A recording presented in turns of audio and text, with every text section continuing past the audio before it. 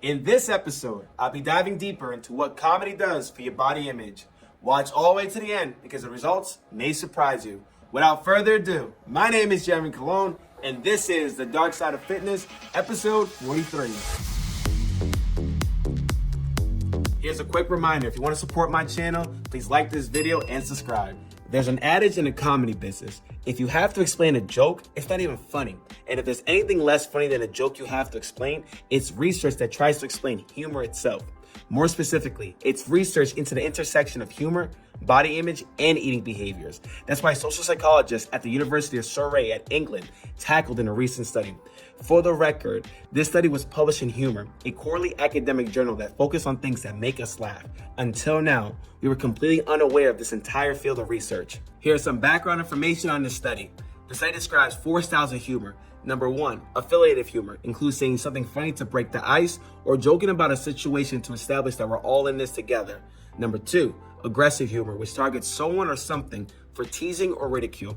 Number 3, self-enhancing humor is positive and self-accepting, and is the only humor style associated with emotional well-being and stability. Number 4, self-defeating humor, which involves making fun of yourself to get approval from others and is linked to depression, anxiety, narcissism, and low self-esteem. How the study worked. The researchers recruited 216 white women to answer a series of questions about their body image and how they use humor. They focused exclusively on white women because research has shown they're more likely to be dissatisfied with their body image compared to women of color. Participants ranged from 18 to 77 years old with an average age of 40. They excluded participants if their BMI was below 19 or above 30. That gave their volunteers an average BMI of 24. The average BMI for a 40-year-old woman in England is 28. 45% had at least an undergraduate degree, and 23% were currently on a diet. It all comes down to humor and body image. The researchers hypothesized that self-enhancing humor will be linked to high levels of body appreciation, less comparison to other people, and fewer emotional eating behaviors. They expected self-defeating humor to be associated with the opposite qualities: more self-criticism, a higher drive for thinness, and more emotional eating. Here's some details you don't want to miss. To test their hypothesis, the researchers have participants respond to statements by rating them from 1, strongly disagree, to 7, strongly agree. The statements covered how they use humor to cope with stress and whether the humor is more likely to be self-enhancing or self-defeating.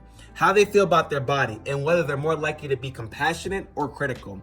How likely they are to compare their bodies to others. How focused they are on being thin.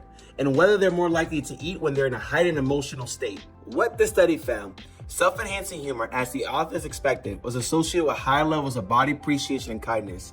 Self-defeating humor, again, as expected, was linked to less body appreciation, more body criticism, a higher drive for thinness, and more emotional eating. No style of humor was correlated with body composition. The participants most likely to compare themselves unfavorably to others were those with a higher BMI or who said they were on a diet. Older participants were less likely to criticize their bodies, compare themselves to others, or strive to be thin. Here are some coaching takeaways for this study. This isn't about telling someone to change their humor. Rather, it's about learning to listen for cues. Based on these findings, the way a person uses humor might tell you something about their mindset. If they tend to use a lot of self-defeating humor, perhaps they're extra hard on themselves, or maybe they're perfectionists. This might be something to explore as it relates to their nutrition, fitness, and health, especially if they also struggle with emotional eating, body image, and social comparison.